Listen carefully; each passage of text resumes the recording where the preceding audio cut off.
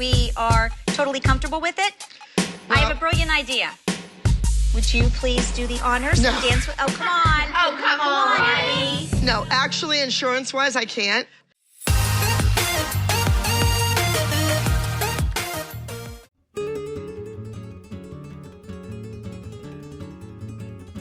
She will not have a rehearsal. She's welcome to use the studio, but she has to get in here on her own. I will explain the gossip.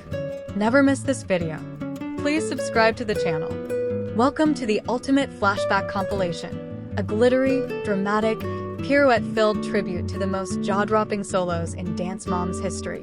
From emotional powerhouse routines to technical showstoppers, this mega compilation is your backstage pass to the moments that defined the ALDC legacy and sent shockwaves through every competition stage Abby Lee Miller ever stormed. Whether it was Maddie channeling Sia-level drama, Chloe serving lyrical grace with a vengeance, or JoJo bringing rhinestoned rebellion to the dance floor, these solos weren't just performances. They were statements, and the backstage drama? Even more iconic. Let's begin with the dance that arguably launched Dance Moms into viral superstardom, Maddie Ziegler's emotional solo Cry. Back in season 1, Abby called Maddie her go-to girl, and this routine was proof. Dressed in white with flawless lines and unmatched control, Maddie delivered the type of performance that made jaws drop. The tears? Real. The standing ovation? Instant. Even the judges couldn't hold back. But behind the scenes? Cue the tears from Chloe and Christy, who watched yet again as Abby gave Maddie not just the best choreography, but also all the praise. It marked the beginning of a multi-season favoritism saga that still fuels fan debates today. And Maddie? She didn't just cry. She won, leaving the other moms bristling and Abby more obsessed than ever. Don't let the softness of this solo fool you. Chloe's season 1 lyrical routine was a quiet act of rebellion. After weeks of being belittled by Abby, Chloe finally got a solo and crushed it. Her pirouettes were sharp, her emotion was raw, and her technique? On point. She danced like she had something to prove, because she did. Even Abby had to admit, begrudgingly, that Chloe had star power, despite always placing her second to Maddie. The fans rallied behind her, igniting the now iconic #TeamChloe wave that carried through the rest of the series. And Christy? She may have clapped a little too hard. Justice. This wasn't just a solo. It was Nia Fraser's turning point. After seasons of being dismissed and overlooked, Abby finally gave Nia a dramatic contemporary solo. Goodbye Maya was an emotional tribute to Maya Angelou, and Nia threw everything into the performance. Heart, soul, and every ounce of technique. Even Abby was forced to acknowledge how far Nia had come. The moms cried. The fans cried. Heck, even Abby almost cried. Almost. More importantly, it solidified Nia's reputation as more than just the one Abby always put at the bottom. She was a performer, and the world was watching. Kalani's Saving Grace solo was a season 4 showstopper. Poised, controlled, and impossibly fluid, it left everyone, including Abby, floored. This was the first time Maddie genuinely had competition on her heels. The tension? Immediate. Kira, Kalani's mom, was suddenly Abby's new bestie, and the OG moms weren't having it. The vibe backstage was icy as Abby basically declared Kalani the next Maddie. Kalani wasn't just graceful, she was a threat. And this solo? Her official arrival. No list of iconic solos is complete without JoJo Siwa, the bow-wearing ball of chaotic glitter. JoJo's electricity solo was pure siwa. Neon colors, sharp moves, and so much personality. Was it clean? Not always. Was it unforgettable? Every second. Abby was skeptical of JoJo's wild style and exaggerated expressions, but the audience loved it. This solo sparked major friction backstage, especially when JoJo placed over Kendall. Jill was furious.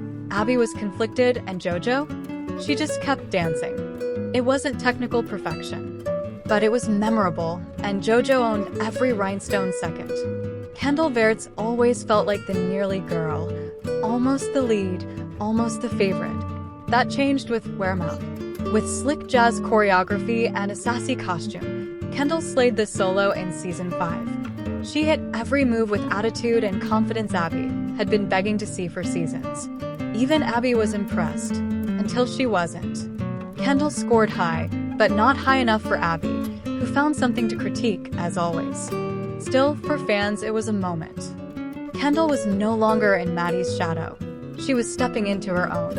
And let's not forget Jill's reaction. Somewhere between relieved and ready to fight anyone who didn't clap loud enough. Brooke Hyland, the contortion queen who was always caught between her love for acrobatics and Abby's ever-shifting moods.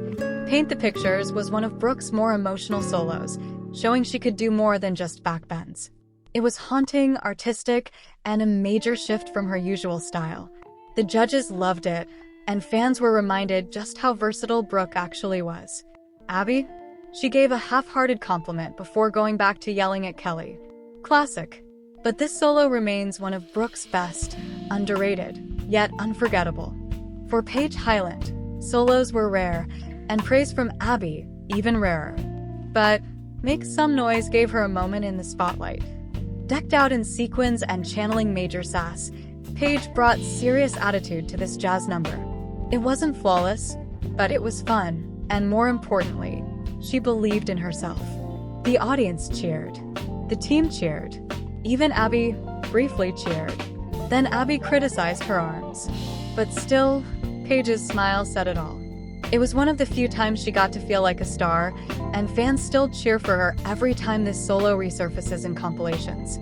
Let's talk about Mackenzie Ziegler, the ALDC's resident cutie with unexpected spice. Killer Bee was a total standout. With her high-energy acro tricks and a costume that screamed tiny assassin, Mackenzie brought the house down. It was a perfect blend of adorable and fierce. Abby was glowing. Maddie was proud. Melissa was ecstatic. And the other moms?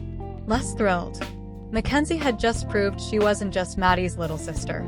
She was a serious contender, and with Abby's approval, that meant more competition for everyone.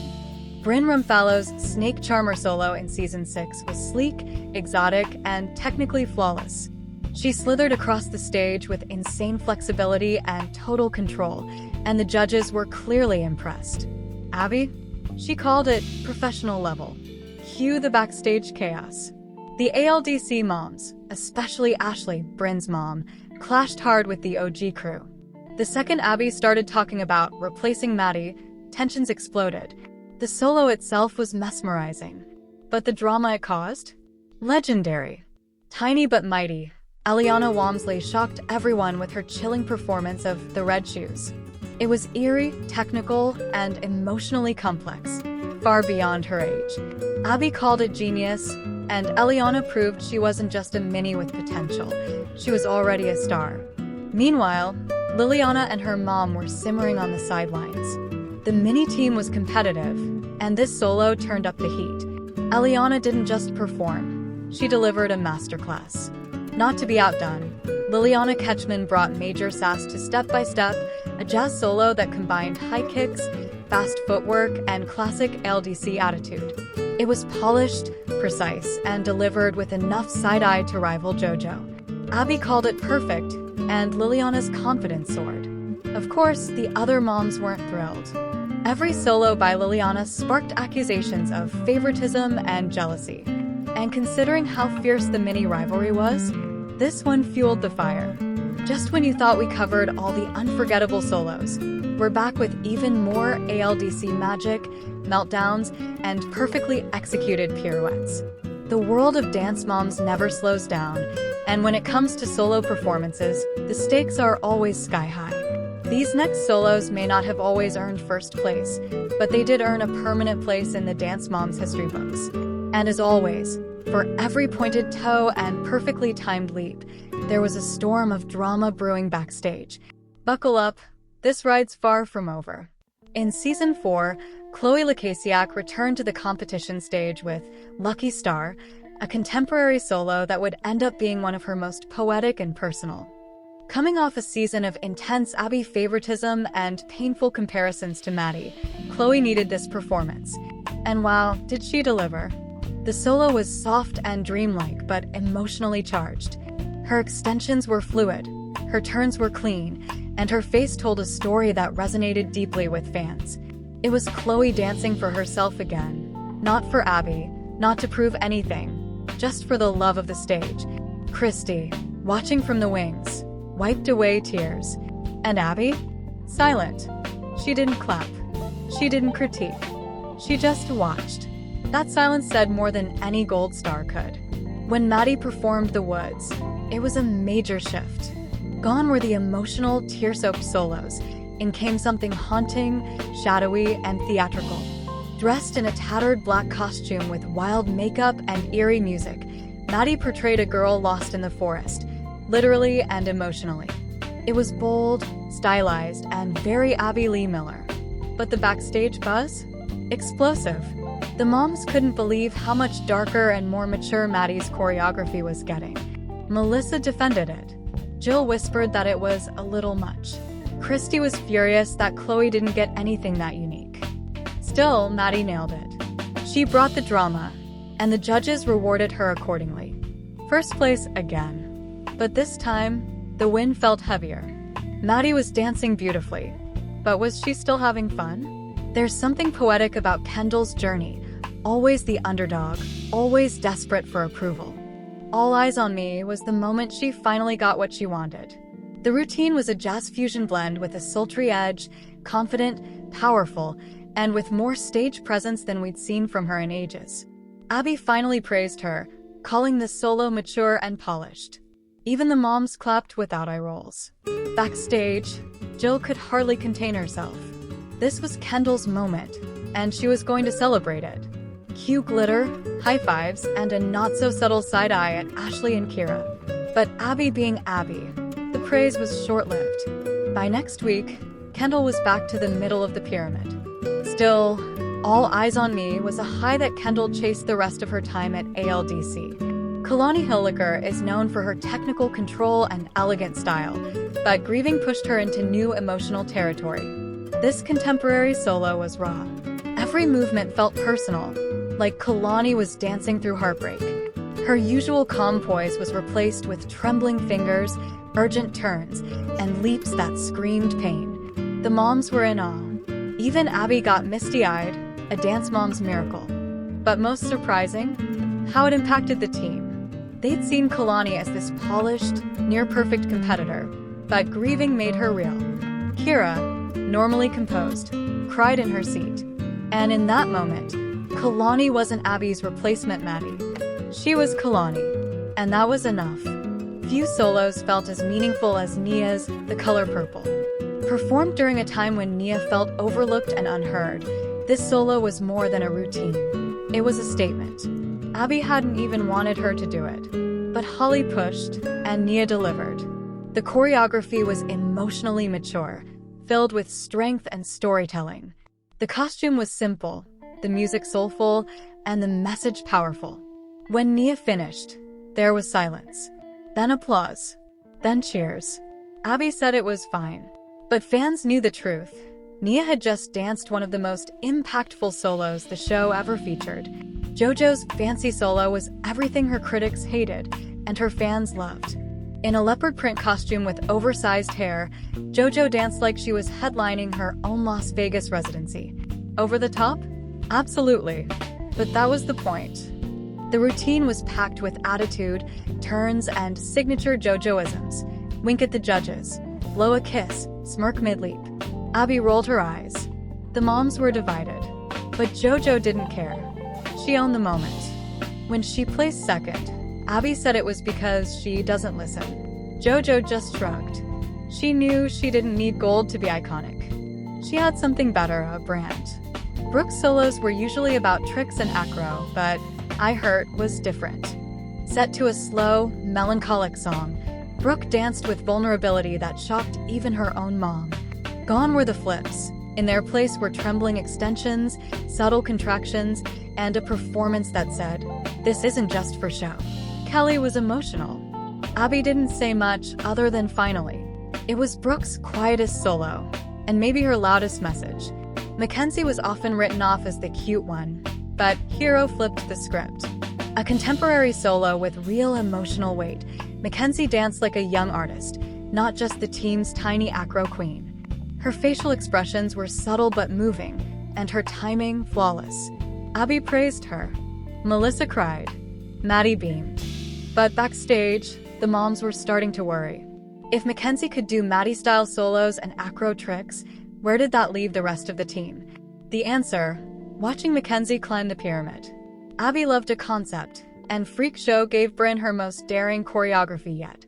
With creepy music and twisted movement, Bryn portrayed a sideshow performer slowly unraveling. It was weird. It was brilliant. And it showed a whole new side of her. The judges called it innovative. The moms called it too mature. Abby just smiled. Ashley, of course, acted like her child just reinvented dance. Jill was over it. But fans? Fans were obsessed. Freak Show proved Bryn could take risks and slay. Eliana was always known for her technique, but Inside Out asked her to dig deeper. This acro-contemporary solo was physically demanding and emotionally rich. From the backbends to the soft reaching arms, Eliana showed a level of control that made jaws drop. Even Abby said, "She's a mini Maddie with flexibility." That, of course, sent everyone into a panic. The other moms started calculating how many episodes they had left before their kid got replaced. Spoiler, not many. When Abby gave Liliana a classic Broadway jazz solo, fans didn't know what to expect. What they got: pure showbiz perfection.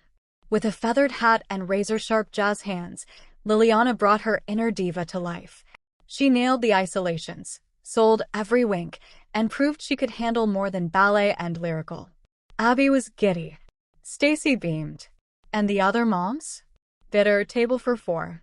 By now, you know that an ALDC solo isn't just about dance. It's a full-blown event. Behind every perfectly arched foot is a furious mom, a salty rival, or a choreography twist that sends shockwaves through the dressing room. So buckle up. In this part of our mega compilation, we're diving into the solos that didn't just wow the judges. They shattered alliances, triggered pyramid collapses, and put Abby Lee Miller into full scream mode. Let the solo showdown continue. Maddie Ziegler's Burn solo wasn't just about sharp choreography. It was about dominance. The intensity was off the charts. The music was aggressive. The choreography had a desperation and fury that Maddie rarely showed on stage, and fans felt it. But off stage, a volcano was erupting. Chloe was once again sidelined. Christy muttered something under her breath that cameras just barely caught. The moms were fed up with Abby's obsession with Maddie. And the fact that Burn scored first place only deepened the wound. Abby has her favorite, Holly said bluntly. And the rest of our girls are just here to clap. And clap they did. Through gritted teeth. Let's talk about Kendall's solo Princess Wars.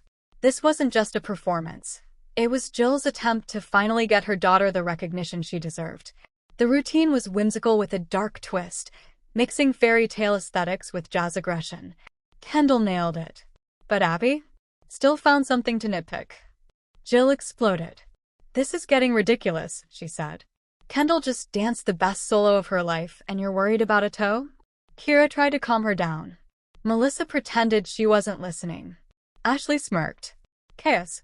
But fans? They sided with Kendall. Princess Wars wasn't just well executed. It was a breakout moment for a dancer who spent way too long in Maddie's shadow. When Jojo Siwa took the stage with Prom Queen, it was Jojo unleashed. Feathers. Neon. Attitude so thick you could cut it with a bedazzled knife. The solo was high-energy jazz with an over-the-top twist, and Jojo sold every single second. But Abby did not approve. "This isn't Broadway. This is a dance competition," she snapped. "You gave her the choreography." Jessalyn fired back. "Don't punish her because she's not boring." Melissa tried to keep the peace, unsuccessfully. Jojo won third place. Abby fumed. But to Jojo, that was a win. "I don't need a crown," she said backstage. "I am the prom queen." Chloe's In My Heart solo in Season 3 was one of her most emotional routines, and one of the most stressful to prepare for. Abby nearly pulled it last minute. Chloe was under-rehearsed. Christy was pacing in full panic mode. But when Chloe took the stage, magic. It was soft, emotional contemporary, and Chloe's musicality was flawless. Every reach, every breath, every turn hit the music exactly right. The judges were entranced. The audience stood. And Abby? Stone-faced. Christy nearly combusted backstage, whispering, "Tell me that wasn't beautiful." "Go ahead. Tell me." Of course, Abby found a reason to dock points. But fans didn't need the trophy. Chloe had just reminded everyone that you don't need to scream to be powerful. Here's how this solo started. Abby told Nia she was doing a group dance. At the last second, surprise solo. Classic Abby. No Matter What was an emotional lyrical piece that, despite the panic, Nia pulled together with grace. It wasn't her cleanest performance, but it had heart. And the title? A perfect metaphor for Nia's whole journey, doing her best no matter what Abby throws at her. Backstage, Holly was proud but furious. She keeps testing Nia and Nia keeps passing. And Abby? I needed to see how she handled pressure. Because that's definitely how professional choreographers treat children. Kalani's Fragile Forest solo was a contemporary lyrical routine that looked like it belonged on a concert stage.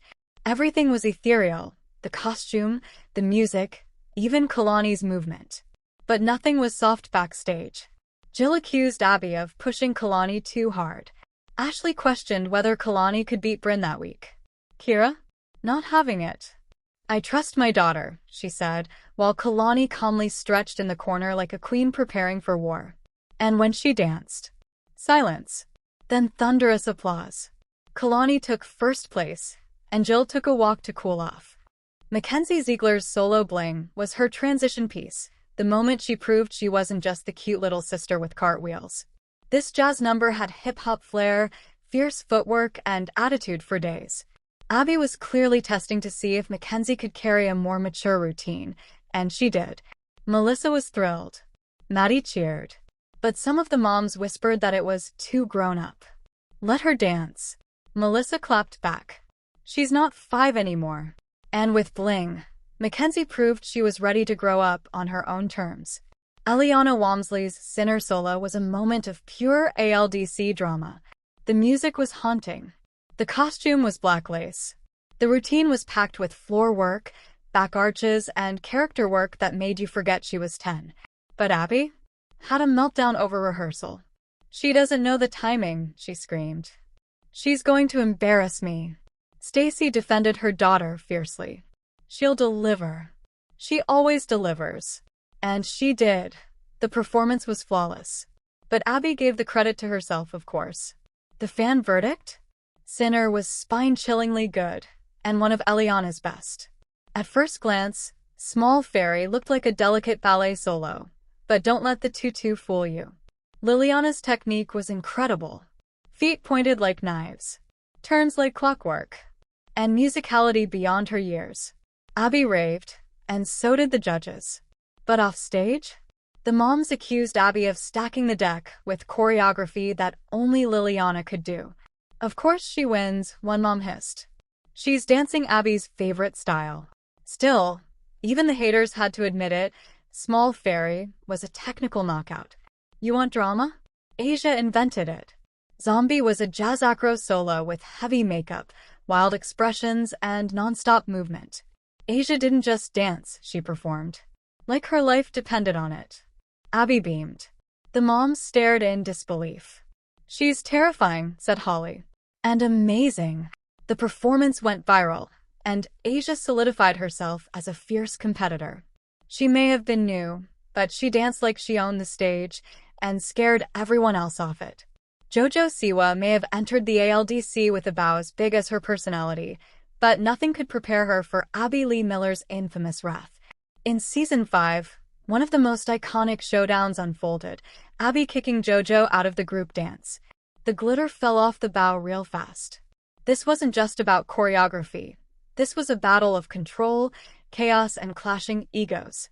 For Jojo, it was one of her biggest humiliations. For Abby, it was just another day of teaching tough love her way. Let's rewind to the episode where it all went down and break down exactly how Abby decided Jojo was finished. It started with a classic ALDC setup, high-stakes competition week, a brand new routine, and a ticking clock. The group dance was meant to be edgy and stylistic, something different from their usual lyrical numbers. Abby wanted clean lines, fierce commitment, and zero distractions. Enter JoJo. The moment she stepped onto the floor with her high ponytail, rhinestoned outfit, and JoJo attitude, Abby's eyes twitched. She'd said it before, JoJo had potential, but her over-the-top personality had to be reeled in, not let loose. And this dance wasn't about being cute or quirky, it was about cohesion. Spoiler alert, JoJo wasn't blending in. She was standing out, and not in the way Abby wanted. JoJo came to Dance Moms via Abby's ultimate dance competition, and from day one, she made it clear, she had a brand. Sparkles, bows, attitude, and loud everything. Abby didn't mind a confident dancer, but she hated when someone questioned her authority. Throughout rehearsals, JoJo struggled to hit the group's formations. Her movements were exaggerated. Her energy was, well, very JoJo. And Abby? She was watching her like a hawk. The other girls, Maddie, Kendall, Nia, Kalani, were doing what they always did. Listening, adjusting, and trying not to end up in Abby's line of fire. JoJo, she talked back. Not rudely, but she had opinions. She questioned blocking, asked for clarity, and worst of all, tried to explain herself when Abby snapped. That was her first mistake. By day 2 of rehearsals, the tension was unbearable. Abby halted practice mid-count and walked directly over to JoJo. "Why are you always doing your own thing?" she barked. JoJo, slightly startled but holding her ground, replied, "I thought I was doing what you said." Wrong answer. Abby unleashed a monologue about professionalism, about listening, about how she didn't care what JoJo thought she was doing, only what Abby saw. And what she saw was a dancer not fitting in with the rest of the team. "She is not a team player," Abby spat to the moms. "She's too focused on being JoJo, not being a part of the ALDC. Cue Melissa's eyebrows raising, Kira trying not to laugh, and Jessalyn, JoJo's mom, stepping in. "Are you seriously blaming her for standing out? That's what you loved about her in the first place." Jessalyn argued. Abby wasn't hearing it. She clapped her hands and shouted, "She's done. She is finished. JoJo, you're out of the number." Silence. Then chaos. Back in the viewing room, the moms had mixed feelings. Kira, Kalani's mom, honestly, JoJo was messing up the formations. Holly, Nia's mom, but Abby's delivery was so unprofessional. Again. Melissa, Maddie, and Mackenzie's mom, JoJo's different. That's not a bad thing. But Jessalyn? Oh, she was fuming. She stormed down to the studio to confront Abby directly. "You can't kick my kid out just because you don't like her personality," she snapped. "Yes, I can. This is MY Company," Abby retorted. And with that, JoJo was benched. JoJo held it together until they left the studio. Once in the hallway, the tears came. "I just wanted to be good," she sniffled. "I'm trying so hard, but I feel like no matter what I do, she's mad." Jessalyn comforted her, but the damage was done. JoJo had been publicly rejected by Abby, in front of the team, the cameras, and the fans. Meanwhile, Abby gathered the remaining dancers. "I can't have distractions on stage," she said. "This is a team. It's not the JoJo show." Irony? By trying to erase JoJo, Abby ended up making everyone talk about her even more. The episode aired, and fans were furious.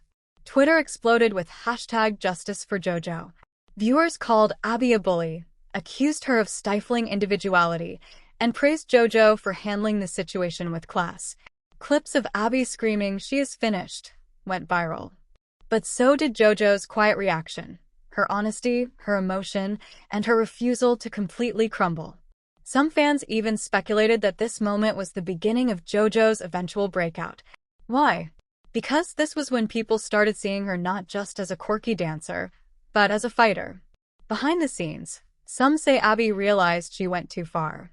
Others claim she wanted to push JoJo to see if she could take the heat. In later interviews, Abby said JoJo had a lot to learn, but was a star in the making. Translation: Abby may have yelled she's finished, but deep down, she knew JoJo was far from done. JoJo returned the following week, back in rehearsals and back in the group dance, but something had shifted. She wasn't trying to impress Abby as much anymore. She danced for herself, and the fans noticed. Looking back, this moment marked a turning point. JoJo didn't cave. She didn't let Abby break her spirit. If anything, she used the humiliation as fuel. Within a year, JoJo had merchandise, a YouTube channel, and millions of young fans who loved her unapologetic self-expression. She went from being the girl Abby kicked out to the girl who outgrew the ALDC entirely. Some say Abby underestimated her. Others say she made her. Either way, JoJo turned "you're finished" into a launching pad. And if you ask JoJo now, she'll probably say, "That moment made me who I am." In the chaotic universe of dance moms, Abby's outbursts are legendary. But few moments hit as hard as her kicking JoJo out of a number. Not for lack of skill, but for being too much, too loud, to herself. But that's exactly what made JoJo a superstar. She is finished. No. She was just getting started. After Abby Lee Miller declared JoJo finished, the silence in the studio was deafening, but the drama was just beginning. JoJo may have been cut from the group number, but her spirit was unbroken.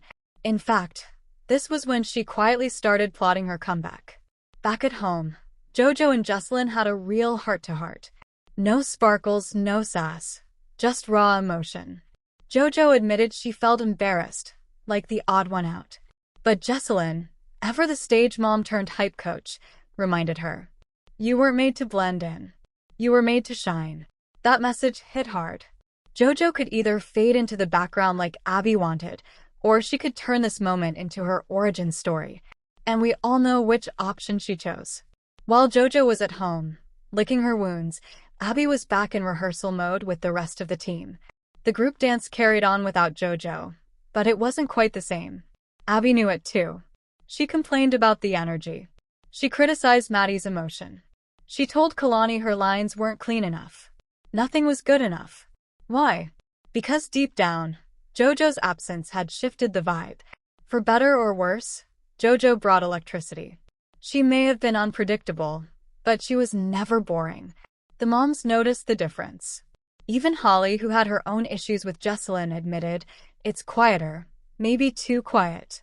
Never underestimate a mom in full defend my child mode. Jesselyn wasn't just sitting around. She started gathering receipts, rehearsal footage, judge feedback, JoJo's prior wins. She wanted proof that JoJo was not the weak link Abby was painting her as. She confronted Abby at the studio the next day, with the cameras rolling. "I have judges who say JoJo was the standout," she said, holding up her phone. "And yet you're saying she's not team material?" Abby didn't flinch. Because she's not. Her mouth is bigger than her performance. Oof. The entire viewing room gasped. Jesselyn fired back. "At least she has a personality. That's more than I can say for some of these robots you're coaching." Abby responded with a smirk and a slow clap. "Enjoy your YouTube career." Little did she know that shade would age like milk. As the episode unfolded, one thing became clear. The team wasn't as united behind Abby as she assumed. Nia, for example, expressed real sympathy for JoJo. "She works hard. She just expresses herself differently," she told her mom. Kendall, meanwhile, confessed that she was kind of scared JoJo might come back stronger than ever and take the spotlight. That fear was very real. JoJo was becoming a movement. Even Maddie, Abby's golden child, seemed uncomfortable. "I don't think JoJo meant to mess up the dance," she said carefully. "I think she just dances big." That subtle support? It spoke volumes. The team was shifting. And Abby knew it. Fast forward to the next week. Abby brought the team back for another group number, and guess who walked through the door with her hair in a high ponytail and a bow that screamed, "Try to ignore me again." Yep. JoJo Siwa. Abby raised an eyebrow. "Did you come to observe, or are you ready to follow directions this time?" JoJo took a breath. "I'm ready to work." And she did. She nailed the combo. She adjusted her energy. She asked fewer questions. For once, Abby had nothing to yell about. It was clear JoJo had learned something from being kicked out. But more importantly, she had refused to be broken. Even Abby had to admit it. "That was better," she said begrudgingly. Maybe she's not finished after all. The next competition was high stakes. Abby had one goal, first place. Anything less would be a failure. especially now that JoJo was back in the number. If they lost, Abby could easily blame her. If they won, she'd claim it was despite JoJo. The routine went off without a hitch. Sharp lines, synchronicity, and attitude. JoJo blended in when needed, and stood out just enough when the choreography called for it. Backstage, Abby said nothing. But everyone knew she was watching closely. Awards time, ALDC took first. The moms erupted. The girls hugged. JoJo let out the biggest exhale of her life. Abby clapped slowly. Congratulations. You proved me wrong. It wasn't much. But coming from Abby Lee Miller, it was basically a standing ovation. Once again, the fans noticed. Clips of JoJo's redemption arc trended on Twitter and Instagram. Fans called it her Phoenix moment. One meme said, "She was finished? Then how come she just AT everyone up?" Fan edits flooded TikTok.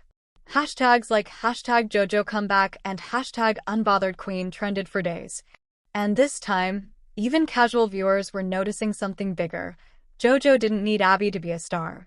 Abby had built the ALDC empire by controlling her dancers, emotionally, creatively, and professionally. But JoJo was proving harder to control than anyone she'd ever coached. Why? Because JoJo didn't need Abby's approval to feel validated. She had fans. She had charisma. She had a look. And most dangerously, she had ambition that went beyond the competition stage.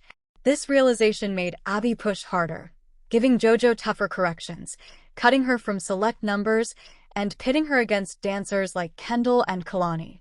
But none of it worked. JoJo just kept dancing and smiling. That smile? It drove Abby nuts. Producers of Dance Moms saw the writing on the wall. JoJo was ratings gold. Every time she was on screen, arguing with Abby, dazzling in rehearsals, or just being her loud self, the numbers spiked.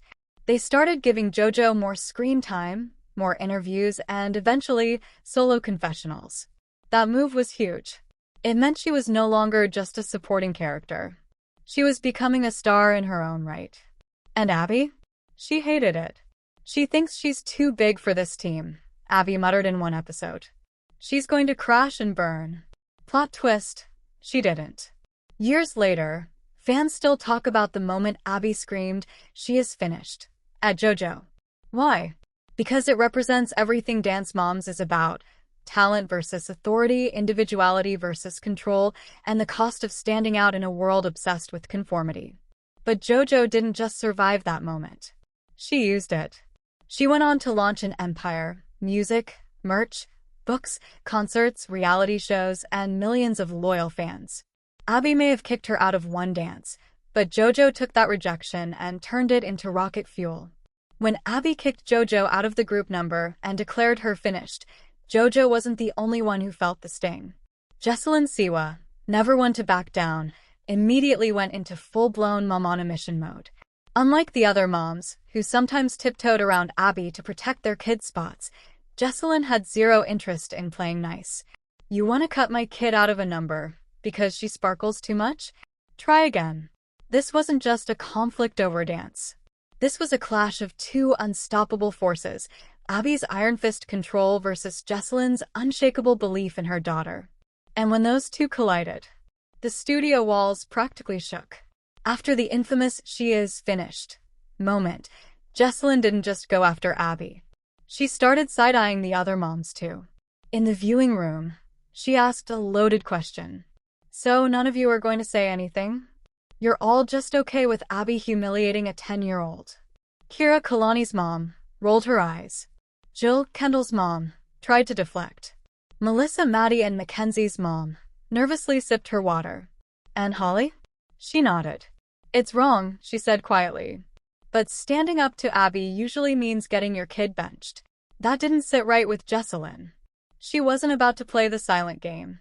Unlike some of the others, she didn't fear Abby, and Abby knew it. Jessalyn confronted Abby in the middle of rehearsal. No filter. No warning. You don't get to destroy a kid's self-esteem because she's not like Maddie. That hit a nerve. Abby's voice turned icy. "Don't you dare bring Maddie into this. JoJo can't follow direction. Period." Jessalyn clapped back. Because you give directions in the form of screaming and insults. The dancers froze. Jojo looked mortified. And Abby? She exploded. This is MY Studio. If you don't like how I run it, there's the door. Jesselyn didn't flinch. Maybe we'll walk right through it. With fans who actually want to see Jojo dance. Boom. That line echoed across the Dance Moms fandom like a firework. To understand the Jesselyn versus Abby showdown, you have to go back to Abby's Ultimate Dance Competition, AUDC. Jojo was a standout contestant, but also one of Abby's most criticized. Jesselyn, even back then, clashed with Abby on everything from music choices to Jojo's image. Abby thought Jojo was too much. Jesselyn thought Abby was too small-minded. Even when Jojo didn't win AUDC, fans remembered her. She sparkled, literally and figuratively, and Jesselyn always made sure her daughter had a platform. Coming into Dance Moms, their feud was already simmering. The finished moment? That was just the explosion. The Abby versus Jesselyn feud forced the other moms into uncomfortable territory. Holly leaned toward Jesselyn's side, not because she agreed with her delivery, but because she understood her frustration. We've all been there, watching our daughters get torn down for who they are. Jill, meanwhile, took Abby's side. Jojo's personality can be a lot. If she wants to be on the team, she needs to adjust. Kira was more cutthroat. Not every kid is meant for ALDC. That's just the truth. The moms were split. But the fans? Online polls showed overwhelming support for Jesselyn and Jojo. People admired a mom who wasn't afraid to go toe-to-toe with Abby. Jesselyn wasn't perfect. Some viewers thought she was too much herself, loud, combative, always ready for a fight. But the deeper issue was that Abby couldn't handle a mom who mirrored her own intensity. So when they argued, it wasn't just about Jojo's dancing.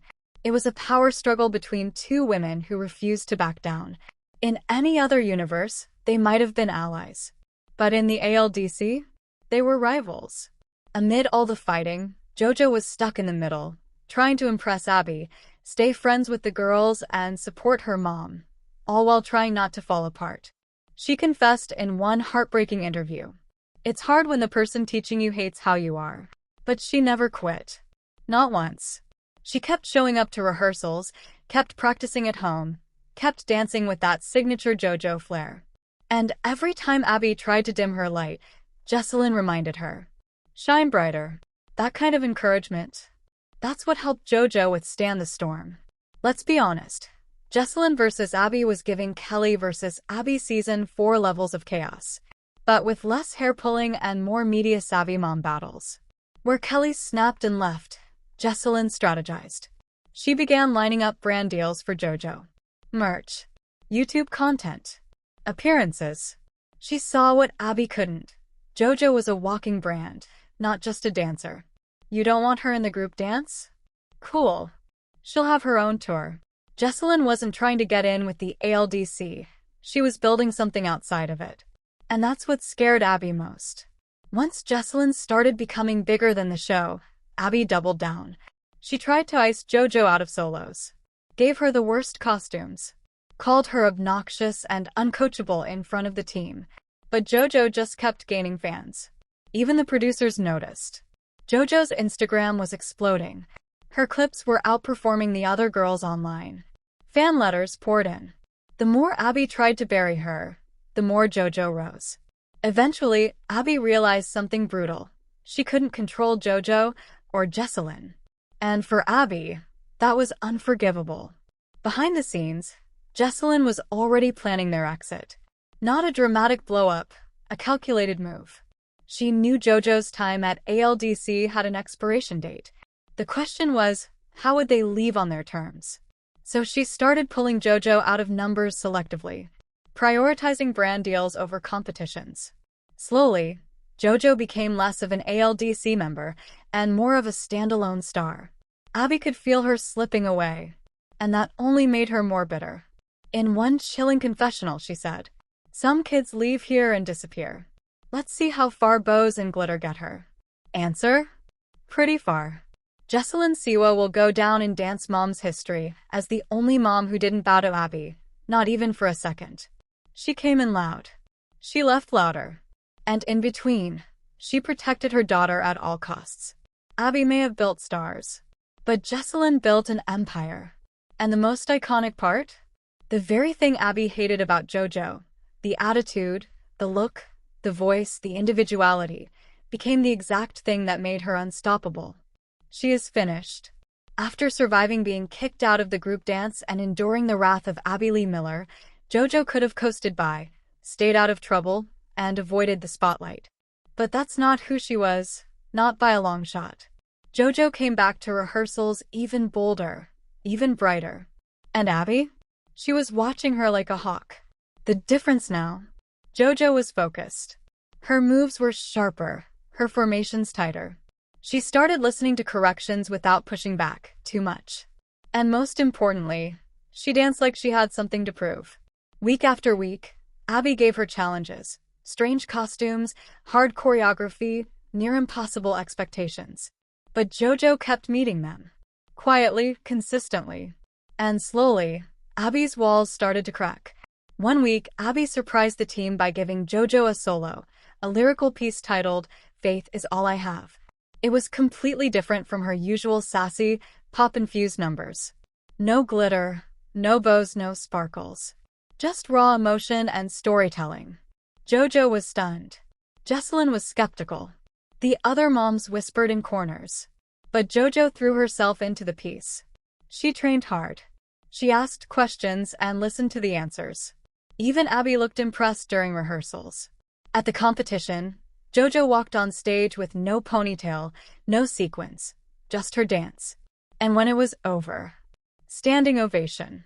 Abby didn't say much backstage, but the camera caught her mouthing. She earned it. After the lyrical solo, everything shifted. Abby started giving JoJo more chances, more group dances, more difficult parts. She even praised her once in front of the team, a miracle, honestly. JoJo's becoming what I always hoped she'd be, coachable, Abby said in one interview. It wasn't just JoJo's technique. It was her attitude. She'd matured. She was still JoJo, loud, colorful, bold, but she learned how to channel her energy. The moms noticed too. Even Jill, who had once rolled her eyes every time JoJo spoke, admitted. She's holding her own now. And Holly, ever the voice of reason, said, "That's what growth looks like." As JoJo began to rise again in Abby's eyes, things between Abby and Jessalyn thawed. Slightly. They weren't hugging or sipping wine together, but there were fewer screaming matches, fewer passive-aggressive comments, more subtle jabs, less nuclear warfare. Jessalyn started to play the game. She let Abby take the credit, even when JoJo's success clearly came from outside coaching and relentless home training. She understood the bigger picture, getting JoJo through this stage so she could move on to the next one. Abby may not have liked Jessalyn, but she could no longer deny, that kid has something. Then came the week when Abby needed JoJo more than ever. One of the team's lead dancers got injured last minute. They needed a strong, confident, clean performer to step into a solo the night before competition. Everyone expected her to hand it to Maddie or Kalani, but Abby turned to JoJo. "You're the only one who can pull this off with that kind of energy," she said. "Don't let me down." JoJo's jaw dropped. So did everyone else's. This was real trust. And JoJo? She nailed it. The solo was fast, complex, and fiery. She walked off stage grinning from ear to ear. Even Abby stood to applaud. That's the JoJo I want. Not the YouTube star. Not the bow. Just the dancer. As JoJo's dance life reached new highs at ALDC, something else was brewing in the background. Her music career. She was recording songs, working on choreography videos, and building a massive online following. Fans from dance moms were now becoming JoJo siwanators, a growing movement that Abby couldn't quite control or understand. Abby wanted JoJo to focus on technique, winning competitions, and building a dancer's resume. But Jessalyn and JoJo had their eyes on something bigger, a full-blown entertainment career. And as JoJo's Instagram and YouTube exploded, Abby started to feel it, the slow slip of power. "She's becoming too commercial," Abby said in one episode. "It's not about the art anymore." But JoJo didn't care. She was building her empire, and she wasn't apologizing for it. It all came to a head when JoJo booked a major opportunity outside of Dance Moms, a live performance that conflicted with a competition Abby had planned for months. Abby was furious. "You're going to ditch this team for a music video," she snapped. JoJo tried to explain the schedule, the opportunity, the fact that it was a dream come true. Jesselyn stepped in with the reality. "This is bigger than a trophy, Abby." Abby exploded. "Fine. Go. But don't come crawling back when it doesn't work out."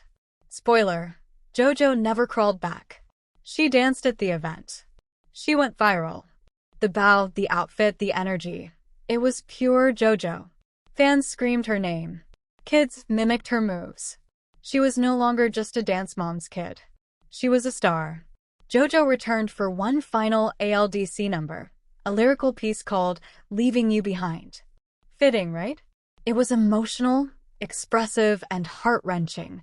Abby choreographed it herself. At the end of the routine, JoJo collapsed to the floor and looked toward the audience. Symbolic. Powerful. Final. Backstage, the girls hugged her. Some cried. Even Abby looked choked up, though she'd never admit it. In her confessional, Abby said, "She was a pain in the butt, but she was memorable. They'll never forget her."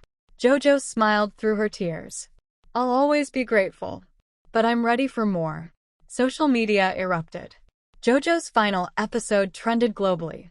Fans posted tributes, edits, and reaction videos. Old clips resurfaced of Abby yelling, "She is finished," now turned into memes mocking how wrong she was. Hashtag bow down to JoJo. Hashtag from bench to booked. Hashtag she ate Abby up. Even JoJo's haters had to admit she did that. And Dance Moms? Ratings spiked. Fans called JoJo's exit one of the most iconic moments in franchise history. She didn't leave in shame. She left in triumph. Years later, when people look back on Dance Moms, JoJo Siwa's journey is one of the most compelling arcs of all. She came in loud and polarizing. She got kicked out, fought her way back, earned respect, and left on her own terms. Abby may have built the ALDC, but JoJo built an empire. Music, TV, tours, merch. A brand so massive it eclipsed the very show that gave her a platform.